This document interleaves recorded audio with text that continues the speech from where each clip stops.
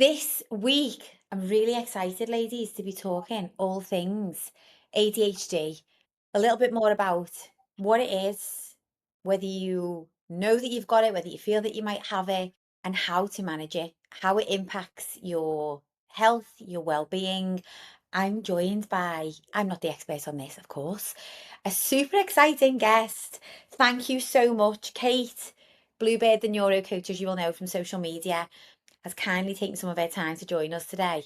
Ladies, when I tell you, your mind is going to be blown by this conversation. Even if you are not someone who struggles with ADHD, I think it'll be a really interesting listen. We had 15 minutes chatting last week, Kate and I, just to sort of like prep for today. And even inside of that 15 minutes, I was like, oh, this should be a podcast. We should have recorded this conversation because I was just so engaged with all that Kate had to talk about. So, without further ado, I'm not going to give you an intro. I would love you to introduce yourself because I will do a disservice, I think. But welcome Thanks, to the Nick, and podcast, thanks so much for Kate. inviting me on as well. And yeah, you'll have to make sure that I don't waffle on too much because I'm so passionate about this topic. And obviously, being an ADHD myself, you'll be like, "Whoa, slow down." But yeah, I'll no doubt be I'll no doubt be chatting way too much today. So yeah, but thank you so much. Yeah, do you want me to do a quick intro? So, Is that helpful to kick us off? I Yeah. would love that. Yes, please let So us or let um, everybody know kind of, a little bit more about you and maybe like Yeah, how you got no, to will do, this. no problem. So I'm Kate. I am a mum. I always start with I'm a mum because I'm a mum of two teenage twins and who are at 15. So that brings, a full-time job in itself.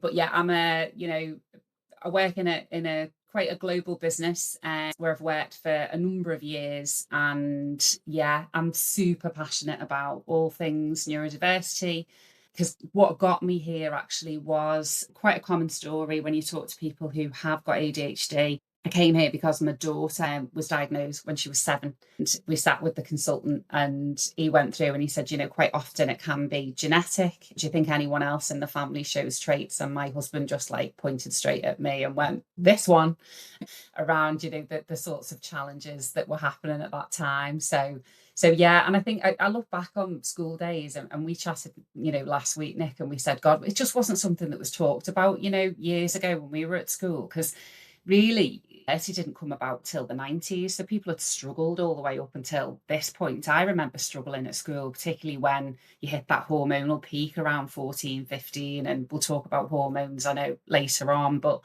I remember the struggles I had. I remember failing my GCSEs. I remember not being able to focus on things. I remember the heartbreak around, some of those things. And at the time, didn't know what it was. And it's only when you hit, perimenopause and you realize a lot of those symptoms and challenges that you're experiencing, actually, it's not just perimenopause, there's actually an ADHD factor in there for me. So that's what got me here. And now I'm a coach. So my role is really supporting, particularly the women. I do have male and female clients, but I typically support more women than I do men with, just trying to really understand their own brain and how can they harness it and channel, their passions and their energy in the right way so that they can show up as their very best selves, as I like to say, every day. But I think it helps that, being coaching when you've got ADHD and working with clients who have ADHD, you really understand some of the challenges that can be every day quite limiting for people. So yeah, so hugely passionate about this space and really excited to talk to you today as well. Yeah, I think this is again why I feel so passionate about bringing it onto this platform. So I don't have ADHD, although when we talk about some of the traits, like last week I was saying to you, I think I've got it. I speak 10 to the dozen. My eyes are all over the place and I'm trying to, I struggle to maybe get focused or stay on task. But ultimately, you know, whether I've got it or whether I haven't, the passion here, like the goal is to support women in the journey of thriving and health. And whether or not you've been diagnosed with it or whether you just have certain traits, I think it's so important to understand the link between brain and body, isn't it? Because, you know, like what you just touched on, it wasn't spoken about. When we were in school, this was not spoken about.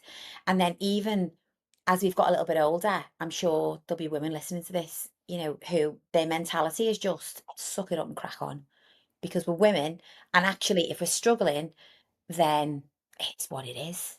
We have that sort of like fallback mentality of, but if everyone else is happy, then Yeah. I'll take that as a No, win. 100%. And I think as well, you even think about the diagnostic criteria for ADHD, and I did some work with a really great psychiatrist, Dr. Amber Siddiqui, and she talked about the diagnostic criteria is designed for bouncy little boys, as she would say in her Scottish accent, so the way in which, Okay. the symptoms of ADHD show up, it's interesting when you go through the diagnosis because it's designed for those, boys in the classroom who won't sit still and won't stay focused on task. Whereas for a lot of women, actually, the symptoms show up quite differently. And women, because of this perfectionist, sort of society that we live in, they mask a lot of their symptoms because they're trying to show that they can have it all, they can be perfect, that and actually as a detriment to themselves sometimes, because I know myself, I've worked in big businesses now for over 25 years, and great, I'll mask all day, show up, I'll be on it, but I'd get home in the evening and I'd literally be falling apart. I'd be exhausted, tired, emotionally dysregulated, because I've given all my energy to just hide my symptoms all day and hide how I feel. And then you get home and then, you're not showing up as your very best for your family. You're not showing up as your very best for your partner.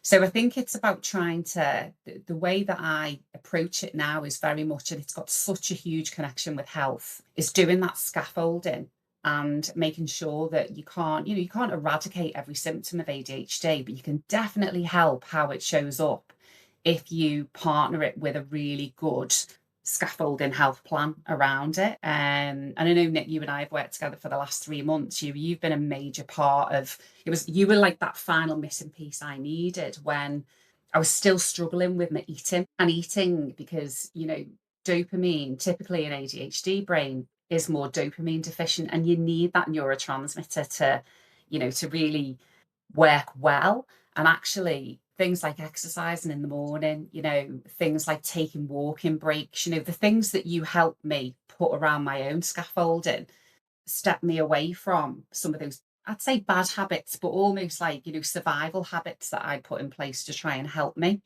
And I see that a lot with the clients that I work with. They're trying to sort of mask all day, and then in the evening, you feel like your wheels have fell off. So how do you keep that consistency right the way through? That's the challenge. Yeah, definitely worked with a lot of clients who've been quite open about the fact that, like, or maybe Yeah, they'll take medication for ADHD, and then but it has a cut-off point. So at the end of the evening, it's like the wheels fall off. But you know what? To be fair, at least it's just me and my husband that. So it's in my time that should be life and living, it's a bit of a yeah, shit show. But as long as I can show up for work, and it's got the balance wrong. So just to give a bit of context, yeah. So this is another absolute privilege of the job that I get to do, is that Kate and I actually met through us working together, as Kate being one of my clients. But in us working together, I have discovered what an absolute force of a woman Kate is.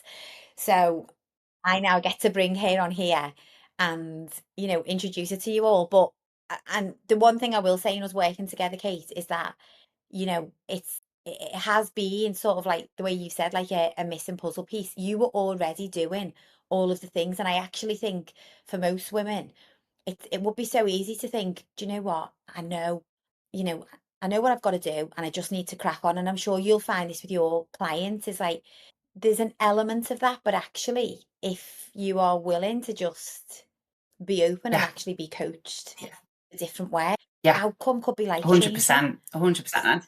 Because I'm sure there'll be so many women and men struggling with ADHD who, it's not that we don't see the value in a coach, but we just feel like we Yeah. can manage it And it's and ourselves. it's and it's that it's the openness I find is the biggest challenge. So, I'm lucky that in the last role that I did with my current company, they gave me license to, when I got diagnosed, I hid that for 3 years. I didn't tell anyone at work that I'd been diagnosed. And then I took a role. I've worked in HR for a long time. Thing is, not you made the point about people being open. And I think when you're open, you can really start to talk about it. And particularly when you talk about ADHD, there's a lot of guilt and shame I find when I talk to people. I should be able to show up as this woman. I should be able to show up as this man. I should be able to do all of these things. Why can't I get it together in the evening? So it's about removing that, being open about it. And as I say, when I started in my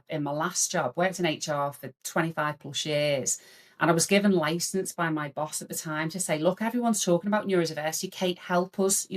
How can we tap into the people that work in our business who are masking like you did, who we're not getting the best from? What do we need to do differently? We did a lot around education. We did a lot around, talking about adjustments in the workplace. How do we get people to be supported, coached? How do we get them? And the difference that's made, we've got a community of like 120 people, 5% of the UK population, they estimate, have got ADHD. And we've got a massive community now of people who all want Wow. to contribute to making the workplace a better place. And that's one of the things that, as well as coaching, I love to talk to businesses about, because it's that missed opportunity. Because that's great that, people are trying to show up as their best, but there's a lot of effort that goes into that. And if you can just put the smallest of adjustments in and give people permission to ask for things, it can be simple things, it can be technology, it can be, there's I'd say probably 5 or 6 things I've put in place as part of my scaffolding. Probably half of them have been facilitated by work for me because I asked, and because I've got a good relationship with my boss, and I felt like I could have those conversations, and then I've been empowered to create it for many, many more people. But I think because the danger is Yeah. we lose people, and I think that's the problem. If you think about when you lose women from a professional environment, it's typically around when they've had kids, when they hit menopause, or when they take on caring responsibility. So if you can put scaffolding around things to help people to show up and to share the challenges and put things in place, that's a really, really big commitment, but you get that in return. And so many companies talk about, we want more women to be at the top of our business, and but if unless you can put more scaffolding in place for people, you can talk about that till the cows come home, you're not going to achieve it. And that's the thing, we've got to help Yeah. people more. So sorry, I'm going off on a passionate tangent, Nick, but I'm passionate. No, not at all. It just plays in so much, doesn't it, to this whole piece around like authenticity, and because you'll know I'm huge on just embracing where you're at, staying focused on your own journey, but also just be willing to show as your most authentic self. And it's really courageous to do that. It's really brave to stand up and say, I actually struggle. And also then to be met with the possibility that someone is going to be like, oh, well, hasn't everyone got ADHD? And you just instantly get shut down. That in itself, that was the pet peeve for this week, by the way, guys. That was the unfiltered. Is that I last week when we got on our call, Kate and I, that was my first comment, was that, because all of a sudden more people are talking about it, there's then the other flip side of more people saying, oh, well, oh, hasn't everyone got ADHD? And so that that also almost gives you a reason to sort of like continue masking it, because it's the fear of like, well, how will Yeah, it be met? But I've got to normalize it to some degree. If it's 5% of the population, then we've got to accommodate, we've got to recognize it. And like, I would love to hear from you actually, and I don't know whether you can sort of like summarize, but what are some of like the more common, for anybody listening who's thinking, I yeah. don't even really know what the common Yeah, traits and, and are. and if you think about what ADHD is, it's classed as what's called a neurodevelopmental condition. So what does that mean? It's that executive function bit of your brain that won't function as somebody isn't what's classed as a neurotypical person. So it could be things that you might struggle with around attention. You mentioned attention, Nick. It could be around, your ability to self-organize the things that you need to do. One of my traits is massively overestimating the time that I've got to do all the things I need to do that day. It's like my team always laugh with me. They're like, she plans enough to get from Liverpool to London in 2 hours on a train as anyone would do on a 24-hour Orient Express train journey. It's like I just completely underestimate because my brain won't allow me to plan, all the things I need to do. And then I feel defeated because I'm like, oh, didn't get through a quarter of that, but you can't. It's difficult to but to manage your time, to manage your capacity, to manage your emotional capacity as well. I think that's one of the other big things is around things like impulse control. If you think about, I used to beat myself up about, I'd finish a working day and then I'd just hit chocolate, popcorn, rubbish, but that's me trying to regulate my system. It's trying to get me back in some sense of control because I've not found another way to do that through the day. And I never really made that association, when that was happening for me.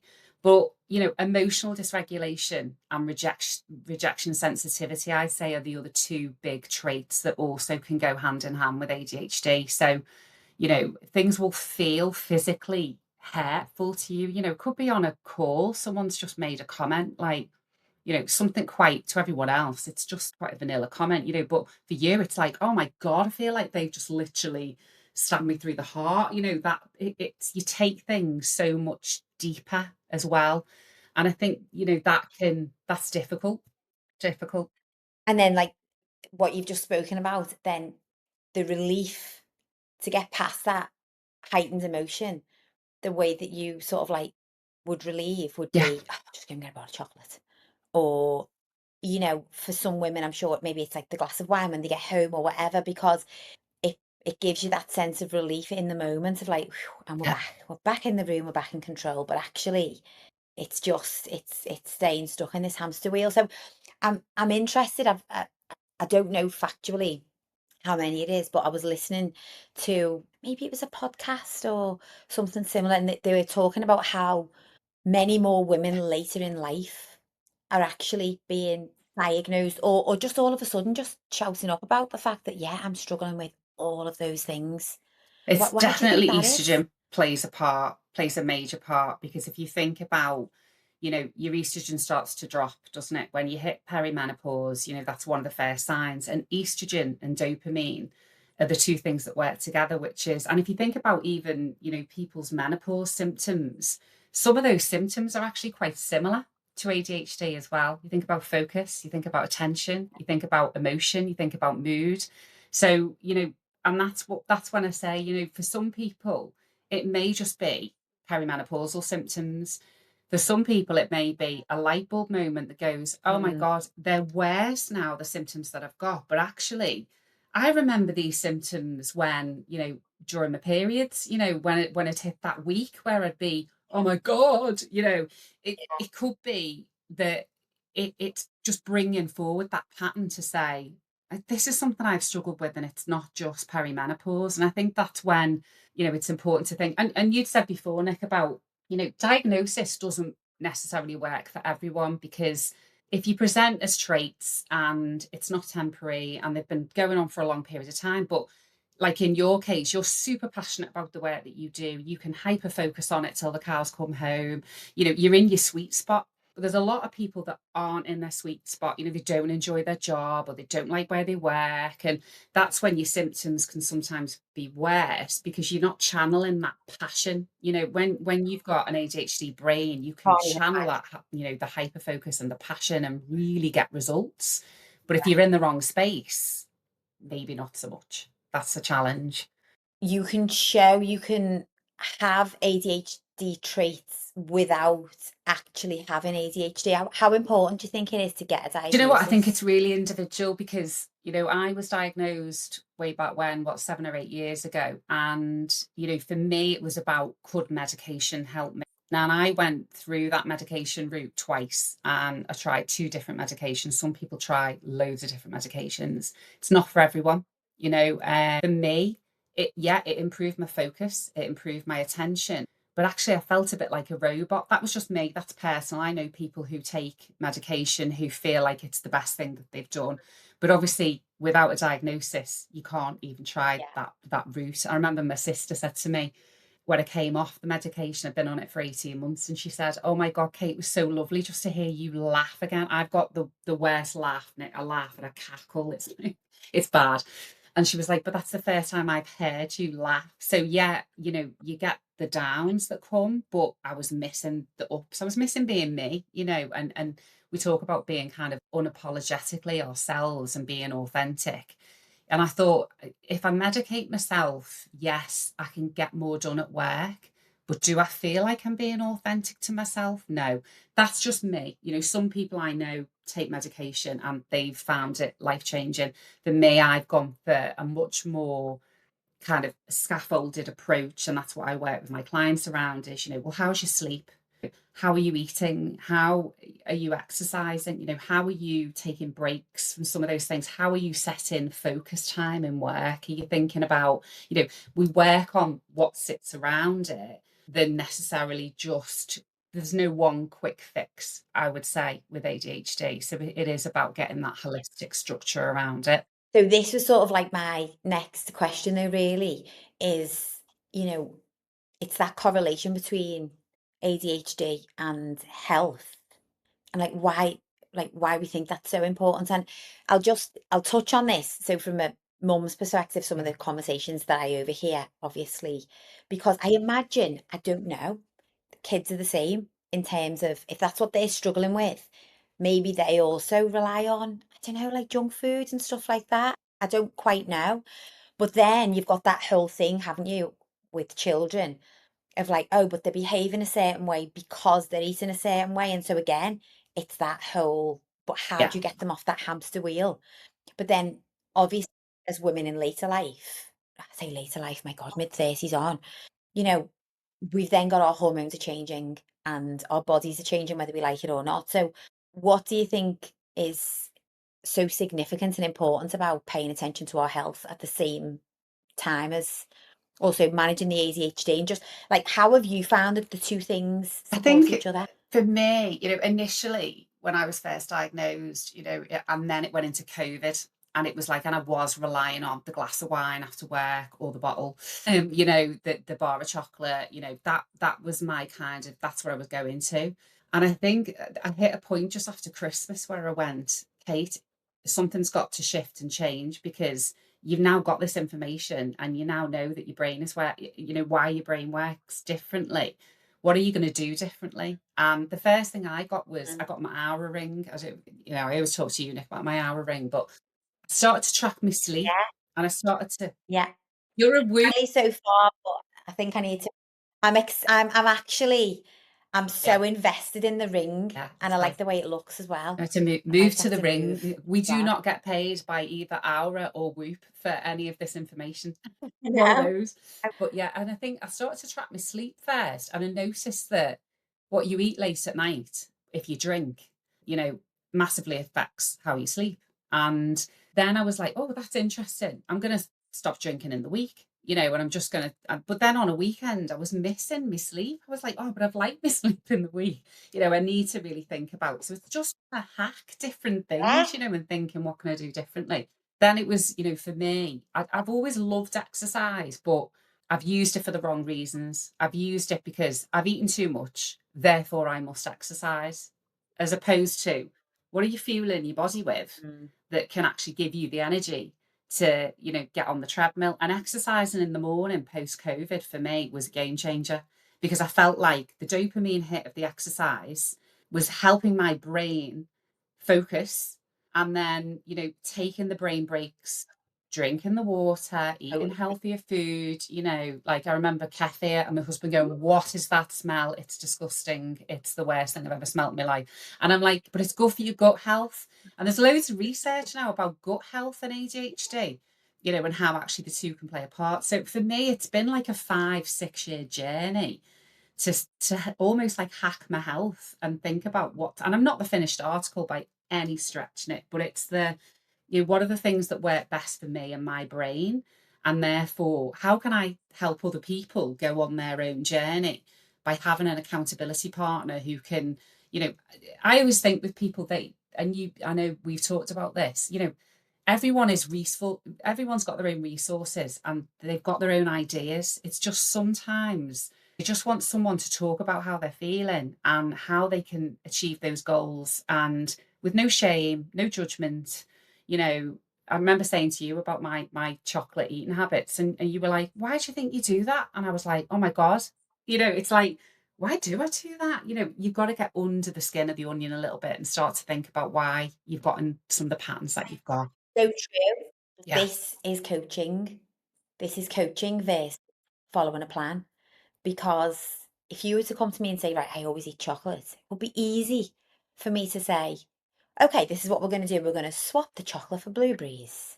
I mean, how many times have we tried to do that? Why are you like, but why are we doing it?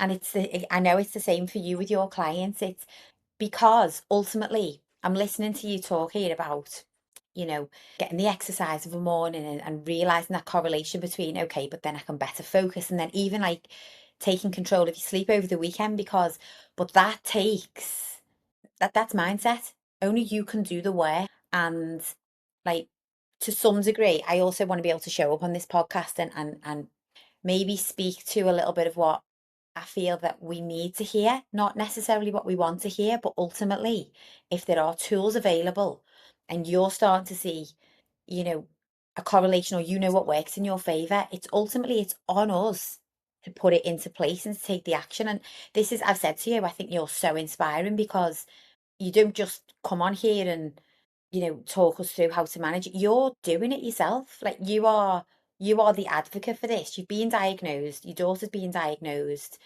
you've turned everything around, and you're now helping, supporting other women and men do it. Like that to me is like the epitome of like the best level of coaching that you will get because you want to be working with someone who can empathize with what you're going through, but also can speak from experience. Like this is not serving you, just keeping Yeah. going back on yourself.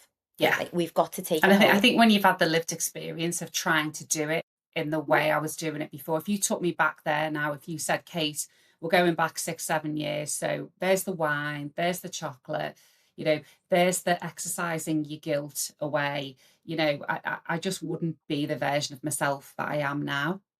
That's the difference that it's made, I think, for me. And and it is life changing. You said before about it being life changing. I know I show up now. I'm a better friend. I'm a better mum. I'm a better daughter. I can be a much better version of myself and I can be authentic. Do I still face challenges? 100%. But do I have the tools now to be able to face into those? And sometimes it's the simplest things. Like Nick, you said to me about when's your most stressful meetings, Kate? Could you go for a walk after, to just regulate your system again? I'm like, yeah, I could. I'm in charge of my diary. I could do that. You know, little simple hacks that we Mhm. started to work on, even in the last few months, where I'm like, yeah, there's another tool in the toolbox. I don't need to function in the way that I was functioning before. It is life changing, I think. So, yeah. Yeah, I think when we speak about life changing as well, sometimes when we picture that, it's like, a lottery win or something. Life changing is realistically, it's just you alter the way that you experience life. You get more living out of the days, and we're not waiting for the special occasion. Like each day becomes the special occasion. You know, yes, there's still going to be challenges along the way, and we know all of that. But this was Yeah, another question actually that I was going to ask because you said that your husband had said when your daughter was diagnosed, he was like, "Yeah, sounds familiar." Has he noticed any changes in massive. in Yeah. you? It's interesting, is it? We used to live for the weekend, both of us. We were like, let's get, how quick can we get to Friday? Yeah, Come on, let's get the pub, that was us. And yeah, I think, and it was lovely this morning. Actually, we were chatting this morning. We took the dog out this morning for a walk. And then, he said to me, he said in the car, he said, I just want to say, I am proud of you. And he never says that to me. And he said, I'm proud of you. He said, you in the last few years, but also the last oh, few months, you've stepped forward. You've been brave. It's not easy to go to parties. I know if I drink at a party, great first couple in, then I'm on that dopamine, whoop, give me more, give me more, give me more. I wake up the next day, crippling anxiety. I am not showing up as my best self, but it takes a lot of courage to go to parties and say, yeah, what have you got? Yeah, do you know what? I need a bit of caffeine. I'll have a Diet Coke. Or do you know what? Yeah, I'm so thirsty. Can I just have a glass of water to start? That takes a lot of courage because people go, oh, well, why aren't you drinking? Not so much now. My friends have been amazing. I've got a wonderful social circle of people that don't judge in that way. But that's different. You're breaking from the mold. And I think, but when you start to see the benefits of it, and he said to me, and he still laughs, am I the perfect article? Definitely not. Am I still too perfectionistic? Do I work way too hard? Do I hyper focus sometimes? And he goes, Kate, when I'm sat here trying to do, my latest project or something, I feel like I'm in a totally different space to where I was a few years ago. And I think, yeah, of course things have to shift and change, and your social life is different now than what it looked like before. But to your point, Nick, we're living for now. It's about longevity. And when I think about where Bluebird came from, I went on a retreat. I flew to Thailand on a retreat, and everyone was going, "Oh, she's having a nervous breakdown. She's having a midlife crisis. She's never been to Thailand. Why has she gone to Thailand?" And that's where Bluebird came from. The week away was a wonderful coach I'd worked with out there, and she gave me a gift of a bluebird when I left on a little brooch. And she said to me, she said it's a symbol of optimism and happiness. She said, Kate, you've got to stop fearing rejection and perfectionism, and you've got to share your story and put yourself out there. How are you going to do it? Kim Ray Smith, she's wonderful. And that's where Bluebird came from. And I think just knowing that you've gone on your own journey and you've made a difference. And I feel so passionate about helping other people do that now, you know, that I do think I could go on about it all day, Nick, honestly. I could bore you to death with this topic, but yeah, I do feel like, No, it's not boring at all. I think, and the reason I asked about your husband and you know, whether he saw any changes, because again, like the amount of articles and research and just, and this is just probably in my own little echo chamber of information that I see, but women in their 40s and the struggles that they're having in their marriage. And it's because we go through so many shifts hormonally. And I think there's two sides of it. I know I sometimes have a little bit of a, you know, me and my hubby will butt heads, and then afterwards I'll be like, sorry, babe, it's my, I know my temperament is short, it's my hormones. But then that coupled with, but now your ADHD symptoms that you could kind of manage are like being heightened because everything else is changing. So you've got double whammy because we're needing to understand ourselves again, because I feel as though perimenopause actually is, it's almost like, okay, new chapter, I've got to completely understand what works for me, how to take care of myself, because it's going to look different. But then in our relationships yeah, as it, well. it shifts. And so I can only imagine how much that must impact. And again, I think there'll be so many women who are just making do with making do. And actually, and we're not here to talk about this today, but I think it's probably such an important point, is that like, but that is part of living. But you do speak to a lot of women, well, I do, and like they're just going like that with their partner. And it's because I think it's like what you've just touched on, having the courage to show up as your authentic self is, it's brave. And I think I don't know whether it's necessary to have that community of people, or the coach or whatever it might be, just to even have the confidence Yeah. to do that. And I think, it's hard, I think, when, I sometimes get so emotionally dysregulated, and it's quite often when we're on a dog walk, I'll start to talk about how I feel and then I'll break down. And the first time I did it, and when I say break down, I'll properly have a good old sob, and he'll give me a hug, and then I feel so much better. Then I move on with the rest of my day. But he goes, "Oh God, you were, first few times I did it when I felt really open and I could able to say to him after my diagnosis, this is what's getting on top of me. I'm worried about this. I'm worried about that. I'm overwhelmed, and the first few times I did it, he was like, "Oh God, she's masked this so well, and now she wants to like tell me how she's feeling." But now he knows it. I know it's like, "Oh Emotional. God, she's so Emotional. rude." But it is about regulating your system again. And I burst into tears, and I am back to being my regulated self. So now he understands that he can go on with his day. But it's like, in the early days, it was very much like, but you've normally just kind of hidden yourself away and, shut yourself off from everybody. Now I'm getting it all. It's like, whoa.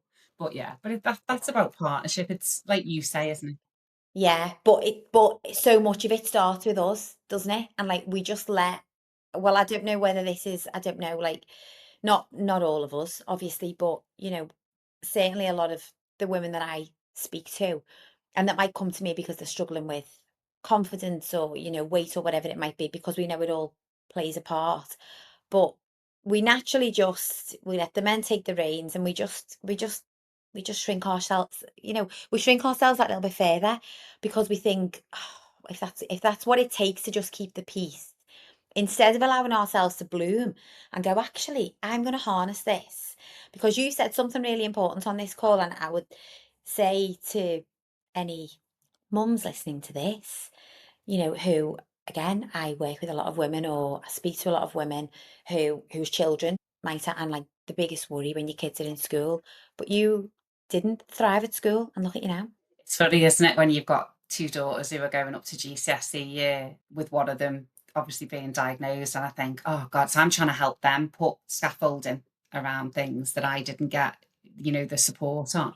But also being Yeah, realistic and saying, I haven't failed at life. I've managed to still do well in life, even though, so take the pressure off of that I've got to perfect it. I've got to get six sixes. I've got to get, no, you haven't.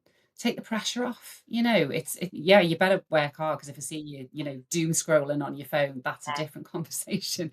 But at the end of the day, I think you can show up and share yeah. your own experience. I want to make life better and easier. My biggest purpose around, stepping into this space and being a coach is I want to make the world a better place for the likes of my daughter, and both my daughters, that they don't have to face the same challenges and the same struggles through either school or their working life that I had to experience. It's not necessary. We can change things for the generations that are coming through, who are much more empowered about, their own mental health. And I think we need to go on that journey with them as well, for sure. So yeah. Think that'll be so interesting for anybody listening who is maybe just managing it themselves, have children who are managing it. We forget Yeah. that it starts with Yes. us. So we disregard our own struggles because we think that they are less important. But then we're trying to get our children through their struggles, and it's like, oh, hang on, I forgot. It starts with me. And then I create the ripple effect. So what would what would support look like, Kate, if I was gonna reach out to you, which I feel like I might well do to this I love it. conversation. I'm like, when I you when you're talking, I'm like, it's check, like check, but I typically will start with somebody that I'm working with to really understand their strengths, because we spend so much time talking about things that we're not good at. I love to do so. I typically will do strengths-based exercises with people to say, I like, love that. like one of my biggest strengths is tenacity. Like I won't give up, right? I drive my husband mad, but I won't give up. And I think, you know, if you can really tap in, how can you use those strengths in these situations and really pull on it? That's the first thing. I think the second thing is just to really understand, one, a lot of people just want to have a space to say, this is how things are impacting me at the moment. And what can I ask for? What's reasonable of me to say to my boss, or my husband, or my partner, or my wife, or whatever it might be. I think some of these conversations, sometimes people just need to feel a bit more empowered. And then a big part of what I do is just asking questions. you know where do you think that's coming from? And I think for people, everyone finds their own solutions. They just sometimes need someone to talk through the options with, so they can weigh up what's the best thing for me in this situation, and ultimately hold, I'm when I say about holding people accountable, I have clients that are just excited to jump on a call with me like 2 weeks later and go, Kate, I did it. I spoke to my boss. I did this. I did. And I'm like, that's brilliant. Okay, what can we take from that? What's the next challenge? What's the next goal? How do we want to move that forward? And that's where I love it. I had a client the other week, and she was so excited about having a call with me, because she was like, I did it. Had the conversation with my mum about blah, blah, blah, blah, blah. And I'm like, that's brilliant. It's just the confidence sometimes, I think, to do it. But we always start on strengths. I'm a massive believer. My background's in psychology, and positive psychology for me is like my biggest passion. You have to start from what's working well, and how do I work, and how do I really channel the great things about me, rather than spending all of our life focusing on the things we're not good at, the things we don't like about ourselves, because it just doesn't empower us to be, making change at the end of the day. So yeah. Think so. We've already spoken about the possibility that we might end up doing, a second episode on this, just because it is such a vast, like a broad subject. But the positive psychology, I am, and I know that a lot of the women listening to this will be so interested in that topic of a conversation. And I've briefly sort of, done different things around positive psychology, and you'll know, even just as a human, never mind as a coach or as a mum or whatever, like I try to live by that also. But I think to give more context on that, I'm not sure we'd have time on that today, but to give a little bit more insight and context, and just again, like helping women understand, what is that? What does that look like? Because so much of our mental Yeah, state is just default, isn't it? It's default. I've said to a client this week, you know, your day, your outcome yeah, starts with your thoughts. That is it. Whether we choose to accept that or not, that is it. Because how you are thinking impacts how you are feeling. How you are feeling impacts the decisions that you make. And them decisions accumulate to make the outcome. So that one decision that that client made of yours to have that conversation, like the impact of that's huge. It's going to change everything. Now, if it was a conversation with a mum, I'm sure it'll change absolutely everything. But it's like, it's having someone just reframe your thoughts, because I'm sure she was in a place of fear to begin with. And then you work with a coach, and it's like just that one penny drop of like, and that was the yeah, change for everything. Honestly, yeah. it blows my mind. Yeah, It's it does make the amazing. difference. And as you say, it starts with, what's that thought? What's the most empowering thought I can have, rather than what's the most destructive thought that I can immediately go to. And yeah, I don't know what the number is. We have something crazy, don't we? Like thousands, millions of thoughts every single day. And I read something that like 80% of them are the same thought that we've had yesterday and the day before. So how can you just tap into, you know, positive affirmations, things like saying to yourself, and it's been my hardest challenge, is I am enough.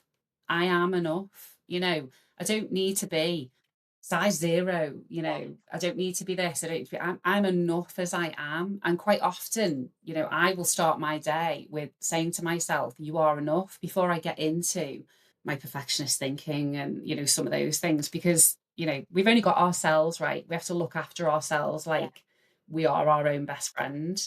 And because if Hmm. we don't, no one's going to do it for us. That's the reality, isn't it? So, even though my best friend's very sad, Yeah. I love her, but yeah, But the self-talk, ultimately yeah, we're in charge of that. And it's a choice. It is a choice. It's a choice how we choose to speak to ourselves. But the key word you've used, it like scaffolding, it's building that scaffolding around you so that it almost becomes easier to speak to yourself well, because you're creating this environment that just caters to what you need, and that can change over time, and that's okay. We can get into our 40s and all of a sudden think, right, things need to change.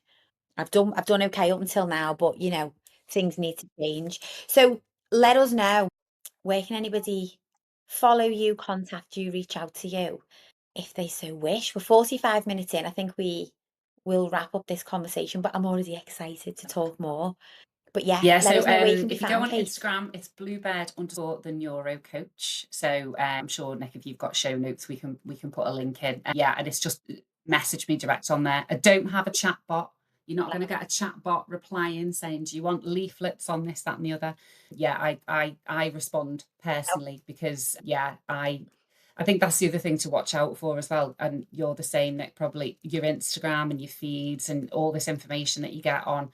If anyone is looking to work with a coach, make sure, that they are things like accredited, ICF accredited, all these things are super important, because I've noticed more and more there's loads of things coming up on Facebook and Instagram with people who, you know, people are going to for advice where they're not necessarily qualified to give it, which is why I researched a lot, Nick, before I found you, because you definitely are. So but it's being careful as well with, if you're looking for a coach in these spaces, make sure it's somebody who definitely has the right qualifications behind them as well. Otherwise it's dangerous territory for people, isn't it? So but yeah, that's where I can be found. Yeah, I think as we spoke about, and I always do this. I say I'm going to close the conversation and then I add something in. But I think that's the difference, though, isn't it? With coaching, you can go online to find answers, so to speak. Coaching is not that. Coaching is, a coach will be brave enough to ask you a question to get the answer out of you. And that, coaching is a two-way relationship. I always say that. It's not. me telling you what to do and it wouldn't be Kate telling you what to do. It's a coaching relationship. And that's the most empowering part, 100%. really. Thanks, Nick, for having me on. It's been wonderful to actually have a conversation and Yeah. talk more. Kate, I feel as though we're going to press stop on this and I'm going to continue to pick your brains. But for anybody who has listened, thank you so much for listening in. If you've got any questions for Kate and you just want to drop them in the comments below, please feel free to do so. I will put all links to all relevant platforms in the show notes. Please go and give Kate a follow and we will catch you all on the next episode.